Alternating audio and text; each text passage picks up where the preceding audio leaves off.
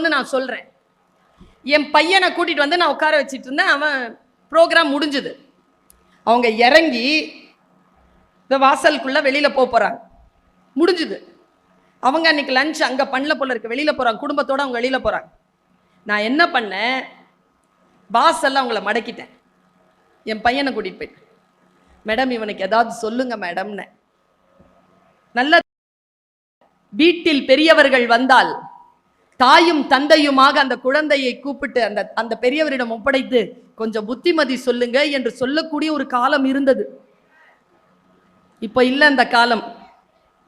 ஒரு காலத்தில் இருந்தது. கூட்டிட்டு வந்து விட்டுருவாங்க, புத்தி சொல்லுங்கன்ட்டு. எனக்கெல்லாம் நிறைய சொல்லி இருக்காங்க. எங்க சித்தப்பா ஒருத்தர் இருப்பார், அவருக்கு புத்திமதியே சொல்ல வராது. அவருக்கு வராதுன்னு அவருக்கு தெரியாது. அவர் பாட்டுக்கு சொல்வாரு, நான் பாட்டுக்கு கேட்டிருக்கேன். அந்த மாதிரி கூட்டிட்டு போய் எங்க டீச்சர் கிட்ட அவங்க 38 ஆண்டு கால வாழ்க்கை, அவங்க உணர்ச்சி வசப்பட்டு கொந்தளிப்புல இருக்கிறாங்க. அந்த நிலை, சக்தி நிலை ரொம்ப முக்கியமானது. அதில் தெரிக்கக்கூடிய வார்த்தை என் குழந்தைக்கு வழிகாட்டியாக இருக்கும். கூட்டிட்டு போய் விட்டேன். சொல்லுங்க மேடம்னு. அவங்க ஒரு வார்த்தை சொன்னாங்க, ஊர்ல இருக்கிற குழந்தைகளுக்கெல்லாம் நீ பேசுறியம்மா, உன் குழந்தைக்கு நான் பேசிட முடியுமா? அவங்களுக்கு ஒரு ரகசியம் தெரியல. நம்ம பேச்ச ஊர்ல இருக்கிற குழந்தைங்கள்லாம் கேட்கும், நம்ம வீட்டுல இருக்கிறது கேட்காது. கூட்டிட்டு போய் விட்டேன். அவங்க ஒரு வார்த்தை சொன்னாங்க, வா அப்படின்னாங்களா. அவன் இப்படி தலை குனிஞ்சிட்டே போனான். சின்ன பையன் தானே, 8 வயசு. உன் பேர் என்ன? தலை குனிஞ்சிட்டு, அவனுக்கு பிடிக்கல. அறிவுரை சொல்ல கூட்டிட்டு வந்து விட்டதை அவனுக்கு பிடிக்கல. பேரை சொன்னான். உன்னை இப்படியே ஸ்டார்ட் பண்ணாங்க சார் அவங்க. உன்னை ஒரு சிங்கம் துரத்துது அப்படின்னாங்க பாருங்க. அவன் என்னப்பா, அவன் வந்திருக்கிறது பிரியாணி சாப்பிட. மறுபடியும் தலை குனிஞ்சிட்டான்.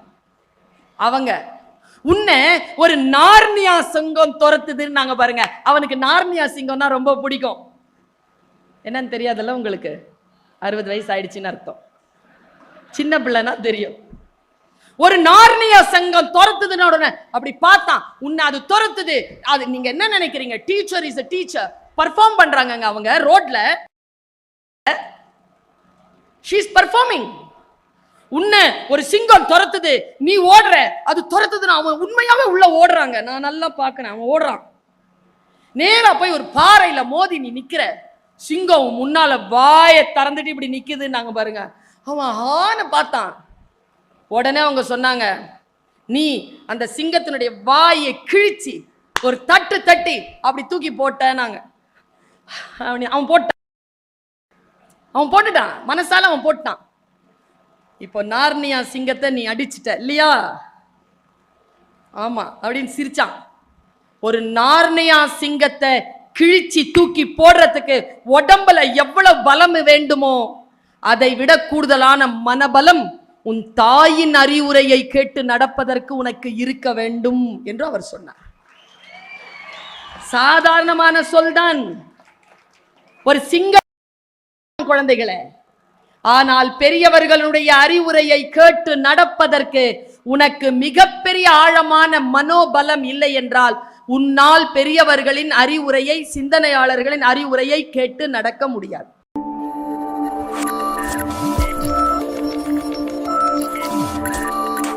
கேட்டா இந்த மாணவ கண்மணிகள் எனக்கு மூங்கில் காடு போல் தெரிகிறார்கள். மூங்கில் காட்டை பார்த்திருக்கீங்களா? அடர்த்தியா வளர்ந்திருக்கும்.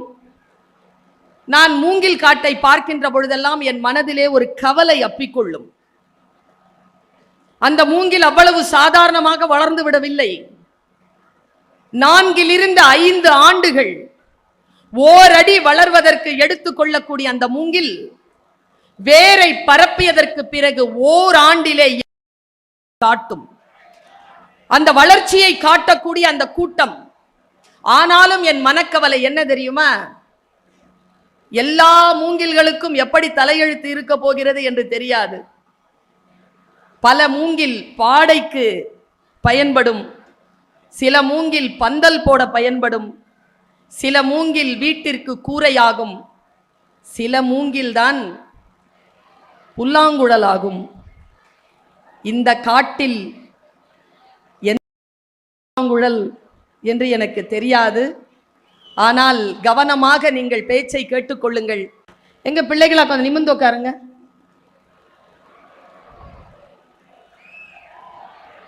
சொல்ற பேச்சு கேட்டு நிமிர்ந்து உட்கார்ந்த பிள்ளைங்களுக்கு வாழ்க்கையில இதோ இந்த வினாடி ஒரு அற்புதம் நடந்திருக்கு. உட்கார்ந்த இடத்துல இருந்தே 2 இன்ச் உயர்ந்து இருக்கிறீங்க. சொல்ற பேச்சு கேட்டு பழகுங்கள். வாழ்க்கையில் சில விஷயங்கள் உங்களுக்கு நன்மையாக கிடைக்கும். அதனால்தான் தன்னுடைய கல்வி வளாகத்திற்குள் மட்டுமே நிகழ்த்தி கொள்ள பொதுமக்களுக்கும் சேர்த்து விரித்து தந்திருக்கிறார் திரு சந்திரசேகர் அவர்கள். நான் யோசித்து பார்க்கிறேன், எப்படி தொடங்குவது, என் பேச்சை எதிலிருந்து தொடங்குவது. வடிவுடன் என்ற வார்த்தையை அறிவுடன் என்று நான் சந்தித்திருக்கிறேன். வாழ்க்கையில் மிக உன்னதமான விஷயம் எது என்றால், யார் பேசினாலும் புரிவதுதான், மற்றவர்கள் புரிகின்ற அளவிற்கு பேசுவதுதான். இந்த இரண்டிலே எப்பொழுது தடுமாறுகிறதோ அங்கே உறவுகள் சிக்கலில் மூழ்கி விடுகின்றன. பேசிய சொல் புரிய வேண்டும், மற்றவர்கள் புரிந்து கொள்ளுகின்ற வகையில் பேச வேண்டும். நான் சிந்தித்து பார்க்கிறேன், இது மகளிர் அரங்கம். மேடையிலே அத்தனை பேரும் பெண்கள் உட்கார்ந்திருக்கிறீர்கள். ஒரு செய்தியோடு இந்த மன்றத்தை என் பேச்சினை நான் தொடங்கலாம் என்று நினைக்கிறேன், ஒரு சிந்தனையோடு. இப்ப நாம் ஆண்களும் பெண்களுக்குமாக சேர்ந்து இந்த மேடையில் உட்கார்ந்திருக்கிறோம், இந்த அரங்கத்தில் உட்கார்ந்திருக்கிறோம். ஆண்கள் உட்காருவதற்கும் பெண்கள் வித்தியாசம், ஒரு அடிப்படையில் ஒரு வித்தியாசம் இருக்கிறது. ஆண்கள் உட்காருவது என்பது வேறு, பெண்கள் உட்காருவது என்பது வேறு. இப்ப ஆண்கள் இந்த குர்சியில இந்த சேர்ல உட்காரணும்னா என்ன, ஒரு 30 வருஷம் நீங்க எல்லாம் உழைச்சிருக்கணும், 40 வருஷம் உழைச்சிருக்கணும், இல்ல சிலர் 50-60 ஆண்டுகள் உழைத்து இருக்கலாம். 60 ஆண்டுகள் உழைத்து தான் இந்த சேர் சில பேருக்கு கிடைச்சிருக்கு, சில பேருக்கு 40-50 ஆண்டுகளில் கிடைக்கலாம். ஆனால் பெண்களுக்கு கிடைத்திருக்கக்கூடிய இந்த இருக்கை, அந்த இருக்கை 60-80 ஆண்டுகளில் 30-40 ஆண்டுகளில் கிடைத்ததில்லை.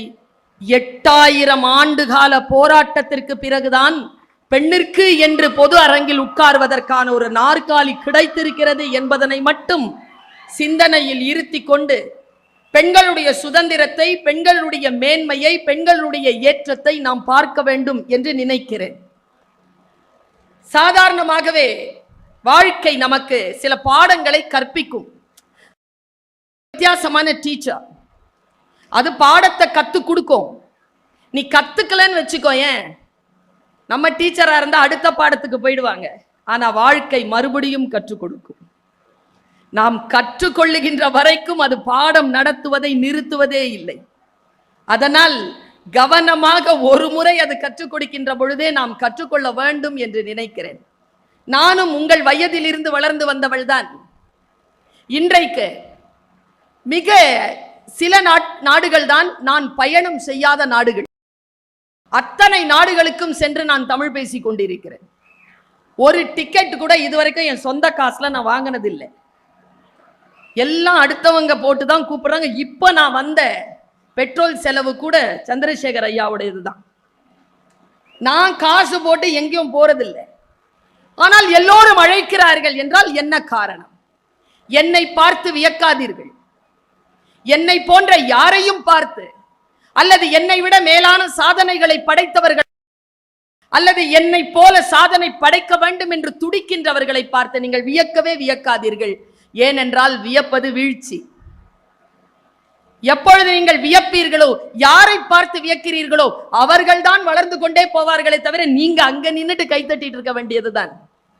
வாழ்க்கையில் முன்னேற வேண்டும் என்று முடிவு செய்து விட்டால் வாழ்க்கையை புரிந்து கொள்ளுங்கள். ஒருவருடைய வாழ்க்கையில் அவர்கள் முன்னேறுகிறார்கள் என்றால் அதற்கு பின்புலமாக இருக்கக்கூடிய செயல்பாடுகளை மனதிலே முன்னிறுத்தி கொள்ளுங்கள். எனக்கு நான் இந்த வயசுல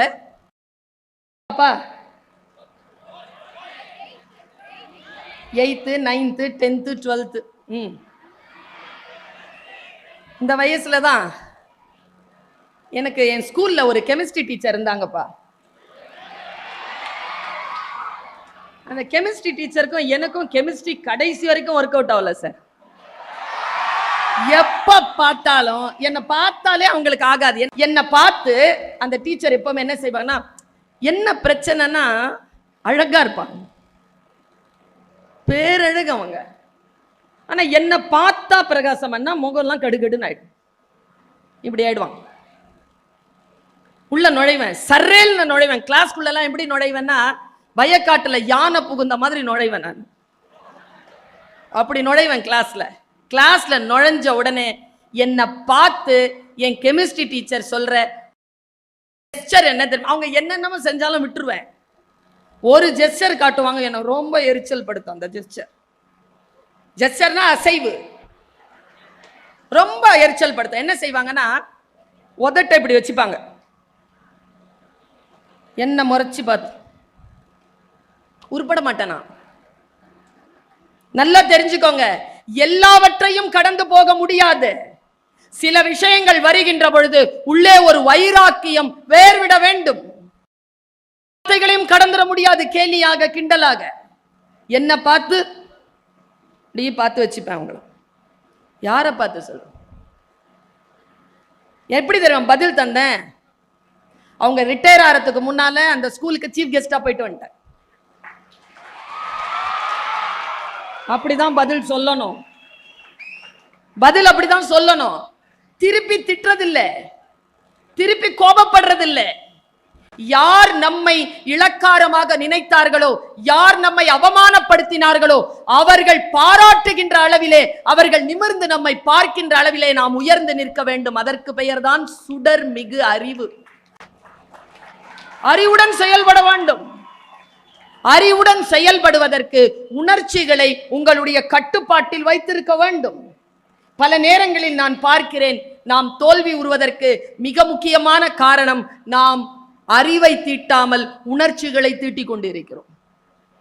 நான் ஒரு விஷயம் சொல்றேங்க, பெண்களை புரிந்து கொள்வதற்கு, இப்பொழுது பெண்ணினுடைய வளர்ச்சியை புரிந்து கொள்வதற்கு, ஒரு பெண்ணிற்கான மரியாதை அவளுக்கு தருவதற்கு அறிவு தேவைப்படுகிறது.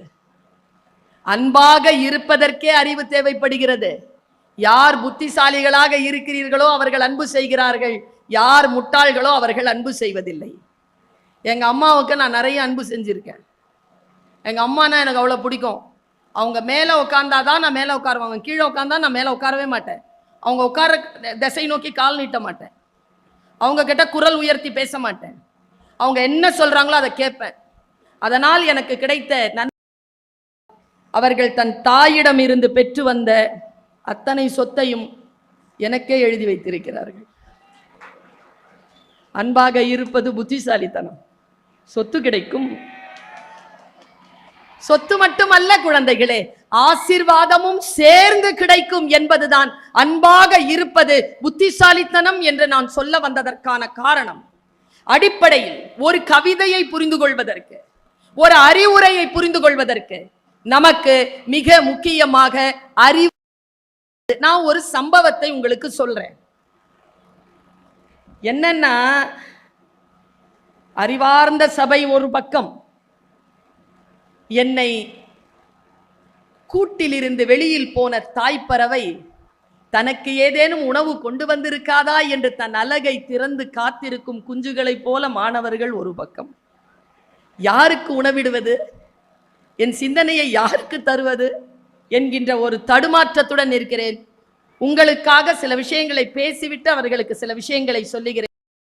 உங்களுக்காக நான் பேசக்கூடியது உங்களுக்கு நாள் போகி புரியும், உங்களுக்காக பேசுவது அவர்களுக்கு நாள் போனாலும் புரியாது. ஏனென்றால் அவர்கள் அந்த வாழ்க்கை கடந்து வந்து விட்டார்கள். உங்களுக்காக சொல்கிறேன், காத்து வைத்துக் கொள்ளுங்கள் இந்த வார்த்தையை. என்னுடைய மகனுக்கு 8 வயது இருக்கும் பொழுது என்னுடைய கல்லூரியில ஒரு டீச்சர் ரிட்டையர்ட் ஆனாங்க. கூட்டிட்டு போனேன் நான். அவன் வந்தான். அவன் ஏன் வந்தான்னா, எங்க காலேஜ்ல ரிட்டையர்மெண்ட் மிக முக்கியமான விஷயம் பிரியாணி போடுவாங்க. அவன் பிரியாணி சாப்பிட்றதுக்கு அன்னைக்கு வந்திருந்தான். அவனை கூட்டிட்டு போயிருந்தேன். அவன் உட்காந்துட்டு இருந்தான். அந்த மேடம் ரிட்டையர்ட் ஆனாங்க. ரிட்டையர்ட் ஆயிட்டு கிளம்புறாங்க. நல்லா தெரிஞ்சுக்கோங்க, இன்றைக்கு ஞாயிற்றுக்கிழமை மதியம் இவ்வளவு நேரம் ஆச்சு, 4 மணி ஆச்சு. வீட்டில் இருந்தா விளையாடலாம், வேறு கேளிக்கைகளில் பொழுதுபோக்கிலே ஈடுபடலாம். உங்களை கூட்டிட்டு வந்து இங்க உட்கார வச்சு என்ன மாதிரியான ஆட்களை வேற கூப்பிட்டு பேச வைக்கிறாங்கன்னா என்ன உள்நோக்கம் இவருக்கு? ஏதோ ஒரு உள்நோக்கம் இருக்கு இல்லையா? உள்நோக்கம் இல்லாமல் குழந்தைகளை கூட்டிட்டு வந்து இந்த மாதிரி பந்தல் போட்டு உட்கார வைக்க மாட்டார்கள். என்ன உள்நோக்கம்னு நான் சொல்றேன். என் பையனை கூட்டிட்டு வந்து நான் உட்கார வச்சிட்டு இருந்தேன். அவன் ப்ரோக்ராம் முடிஞ்சது. அவங்க இறங்கி இந்த வாசலுக்குள்ள வெளியில போறாங்க. முடிஞ்சது. அவங்க அன்னைக்கு லஞ்ச் அங்க பண்ணல போல இருக்கு. வெளியில போறாங்க, குடும்பத்தோட அவங்க வெளியில போறாங்க. நான் என்ன பண்ணேன், வாசல்ல அவங்கள மடக்கிட்டேன். என் பையனை கூட்டிட்டு போயிட்டேன். மேடம் இவனுக்கு ஏதாவது சொல்லுங்க மேடம்னு. நல்ல வீட்டில் பெரியவர்கள் வந்தால் தாயும் தந்தையுமாக அந்த குழந்தையை கூப்பிட்டு அந்த பெரியவரிடம் ஒப்படைத்து கொஞ்சம் புத்திமதி சொல்லுங்க என்று சொல்லக்கூடிய ஒரு காலம் இருந்தது. இப்ப இல்ல அந்த காலம். ஒரு காலத்தில் இருந்தது. கூட்டிட்டு வந்து விட்டுருவாங்க புத்தி சொல்லுங்கன்ட்டு. எனக்கெல்லாம் நிறைய சொல்லி இருக்காங்க.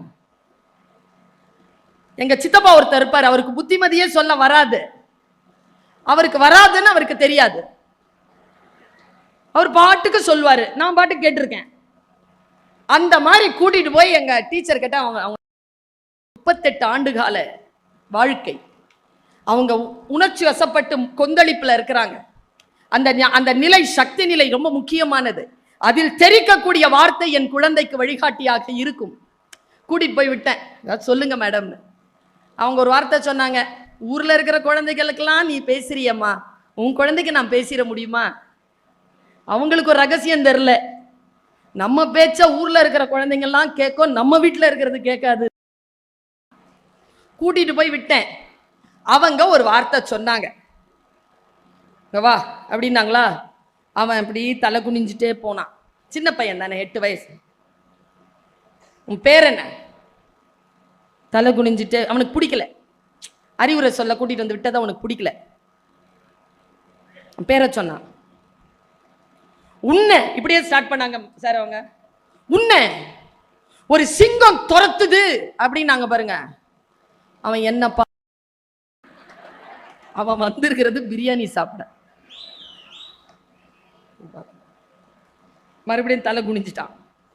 அவங்க உன்னை ஒரு நார்னியா சிங்கம் துரத்துதுன்னு நாங்க பாருங்க. அவனுக்கு நார்னியா சிங்கம்னா ரொம்ப பிடிக்கும். என்னன்னு தெரியாதுல்ல உங்களுக்கு? 60 வயசு ஆயிடுச்சுன்னு அர்த்தம். சின்ன பிள்ளைனா தெரியும். ஒரு நார்னியா சங்கம் துரத்துதுன்னு உடனே அப்படி பார்த்தான். உன்னை அது துரத்துது.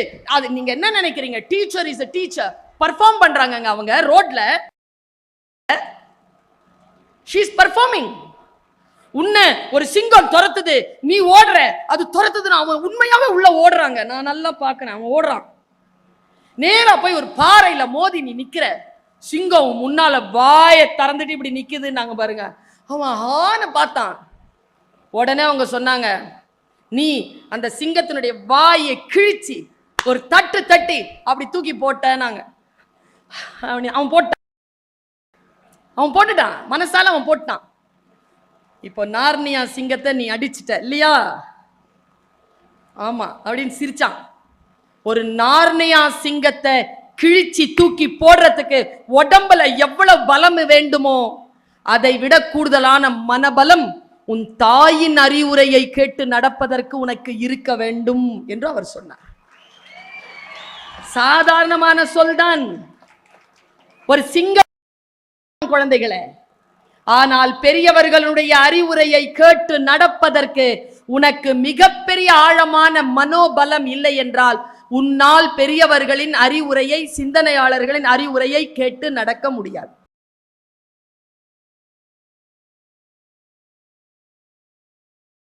இன்பம் விழையான் இடும்பை இயல்பென்பான் துன்ப முறுதல் இளன் முயூவ விளக்க உரை. இன்பமானதை விரும்பாதவனாய் துன்பம் இயற்கையானது என்று தெளிந்திருப்பவன் துன்பம் வந்த போது துன்பம் முறுவது இல்லை. சாலமன் பாப்பையா விளக்க உரை. உடம்பிற்கு இன்பம் விரும்பாதவனாய் அதற்கு வரும் துன்பத்தை இயல்புதானே என்பவன் மனம் தளர்ந்து துன்பப்படமாட்டான். கலைஞர் விளக்க உரை. இன்பத்தை தேடி அலையாமல் துன்பம் வந்தாலும் அதை இயல்பாக கருதிக் கொள்பவன் அந்த துன்பத்தினால் துவண்டு போவதில்லை. இன்பம் விழையான் இடும்பை இயல்பென்பான் துன்ப முறுதல் இளன் முயூவ விளக்க உரை. இன்பமானதை விரும்பாதவனாய் துன்பம் இயற்கையானது என்று தெளிந்திருப்பவன் துன்பம் வந்தபோது துன்பமுறுவது இல்லை. சாலமன் பாப்பையா விளக்க உரை. உடம்பிற்கு இன்பம் விரும்பாதவனாய், அதற்கு வரும் துன்பத்தை இயல்புதானே என்பவன் மனம் தளர்ந்து துன்பப்படமாட்டான். கலைஞர் விளக்க உரை. இன்பத்தைத் தேடி அலையாமல், துன்பம் வந்தாலும் அதை இயல்பாகக் கருதிக் கொள்பவன் அந்த துன்பத்தினால் துவண்டு போவதில்லை. இன்பம் விழையான் இடும்பை இயல்பென்பான் துன்ப முறுதல் இலன் முயூவ விளக்க உரை. இன்பமானதை விரும்பாதவனாய் துன்பம் இயற்கையானது என்று தெளிந்திருப்பவன் துன்பம் வந்தபோது துன்பமுறுவது இல்லை. சாலமன் பாப்பையா விளக்க உரை. உடம்பிற்கு இன்பம் விரும்பாதவனாய், அதற்கு வரும் துன்பத்தை இயல்புதானே என்பவன் மனம் தளர்ந்து துன்பப்படமாட்டான். கலைஞர் விளக்க உரை. இன்பத்தைத் தேடி அலையாமல், துன்பம் வந்தாலும் அதை இயல்பாகக் கருதிக் கொள்பவன் அந்த துன்பத்தினால் துவண்டு போவதில்லை. இன்பம் விழையான் இடும்பை இயல்பென்பான் துன்ப முறுதல் இலன் முயூவ விளக்க உரை. இன்பமானதை விரும்பாதவனாய் துன்பம் இயற்கையானது என்று தெளிந்திருப்பவன் துன்பம் வந்தபோது துன்பமுறுவது இல்லை. சாலமன் பாப்பையா விளக்க உரை. உடம்பிற்கு இன்பம் விரும்பாதவனாய், அதற்கு வரும் துன்பத்தை இயல்புதானே என்பவன் மனம் தளர்ந்து துன்பப்படமாட்டான். கலைஞர் விளக்க உரை. இன்பத்தைத் தேடி அலையாமல், துன்பம் வந்தாலும் அதை இயல்பாகக் கருதிக் கொள்பவன் அந்த துன்பத்தினால் துவண்டு போவதில்லை. இன்பம் விழையான் இடும்பை இயல்பென்பான் துன்ப முறுதல் இலன் முயூவ விளக்க உரை. இன்பமானதை விரும்பாதவனாய் துன்பம் இயற்கையானது என்று தெளிந்திருப்பவன் துன்பம் வந்தபோது துன்பமுறுவது இல்லை. சாலமன் பாப்பையா விளக்க உரை. உடம்பிற்கு இன்பம் விரும்பாதவனாய், அதற்கு வரும் துன்பத்தை இயல்புதானே என்பவன் மனம் தளர்ந்து துன்பப்படமாட்டான். கலைஞர் விளக்க உரை. இன்பத்தைத் தேடி அலையாமல், துன்பம் வந்தாலும் அதை இயல்பாகக் கருதிக் கொள்பவன் அந்த துன்பத்தினால் துவண்டு போவதில்லை. இன்பம் விழையான் இடும்பை இயல்பென்பான் துன்ப முறுதல் இலன் முயூவ விளக்க உரை. இன்பமானதை விரும்பாதவனாய் துன்பம் இயற்கையானது என்று தெளிந்திருப்பவன் துன்பம் வந்தபோது துன்பமுறுவது இல்லை. சாலமன் பாப்பையா விளக்க உரை. உடம்பிற்கு இன்பம் விரும்பாதவனாய், அதற்கு வரும் துன்பத்தை இயல்புதானே என்பவன் மனம் தளர்ந்து துன்பப்படமாட்டான். கலைஞர் விளக்க உரை. இன்பத்தைத் தேடி அலையாமல், துன்பம் வந்தாலும் அதை இயல்பாகக் கருதிக் கொள்பவன் அந்த துன்பத்தினால் துவண்டு போவதில்லை. இன்பம் விழையான் இடும்பை இயல்பென்பான் துன்ப முறுதல் இலன் முயூவ விளக்க உரை. இன்பமானதை விரும்பாதவனாய் துன்பம் இயற்கையானது என்று தெளிந்திருப்பவன் துன்பம் வந்தபோது துன்பமுறுவது இல்லை. சாலமன் பாப்பையா விளக்க உரை. உடம்பிற்கு இன்பம் விரும்பாதவனாய், அதற்கு வரும் துன்பத்தை இயல்புதானே என்பவன் மனம் தளர்ந்து துன்பப்படமாட்டான். கலைஞர் விளக்க உரை. இன்பத்தைத் தேடி அலையாமல், துன்பம் வந்தாலும் அதை இயல்பாகக் கருதிக் கொள்பவன் அந்த துன்பத்தினால் துவண்டு போவதில்லை. இன்பம் விழையான் இடும்பை இயல்பென்பான் துன்ப முறுதல் இலன் முயூவ விளக்க உரை. இன்பமானதை விரும்பாதவனாய் துன்பம் இயற்கையானது என்று தெளிந்திருப்பவன் துன்பம் வந்தபோது துன்பமுறுவது இல்லை. சாலமன் பாப்பையா விளக்க உரை. உடம்பிற்கு இன்பம் விரும்பாதவனாய், அதற்கு வரும் துன்பத்தை இயல்புதானே என்பவன் மனம் தளர்ந்து துன்பப்படமாட்டான். கலைஞர் விளக்க உரை. இன்பத்தைத் தேடி அலையாமல், துன்பம் வந்தாலும் அதை இயல்பாகக் கருதிக் கொள்பவன் அந்த துன்பத்தினால் துவண்டு போவதில்லை. இன்பம் விழையான் இடும்பை இயல்பென்பான் துன்ப முறுதல் இலன் முயூவ விளக்க உரை. இன்பமானதை விரும்பாதவனாய் துன்பம் இயற்கையானது என்று தெளிந்திருப்பவன் துன்பம் வந்தபோது துன்பமுறுவது இல்லை. சாலமன் பாப்பையா விளக்க உரை. உடம்பிற்கு இன்பம் விரும்பாதவனாய், அதற்கு வரும் துன்பத்தை இயல்புதானே என்பவன் மனம் தளர்ந்து துன்பப்படமாட்டான். கலைஞர் விளக்க உரை. இன்பத்தைத் தேடி அலையாமல், துன்பம் வந்தாலும் அதை இயல்பாகக் கருதிக் கொள்பவன் அந்த துன்பத்தினால் துவண்டு போவதில்லை. இன்பம் விழையான் இடும்பை இயல்பென்பான் துன்ப முறுதல் இலன் முயூவ விளக்க உரை. இன்பமானதை விரும்பாதவனாய் துன்பம் இயற்கையானது என்று தெளிந்திருப்பவன் துன்பம் வந்தபோது துன்பமுறுவது இல்லை. சாலமன் பாப்பையா விளக்க உரை. உடம்பிற்கு இன்பம் விரும்பாதவனாய், அதற்கு வரும் துன்பத்தை இயல்புதானே என்பவன் மனம் தளர்ந்து துன்பப்படமாட்டான். கலைஞர் விளக்க உரை. இன்பத்தைத் தேடி அலையாமல், துன்பம் வந்தாலும் அதை இயல்பாகக் கருதிக் கொள்பவன் அந்த துன்பத்தினால் துவண்டு போவதில்லை.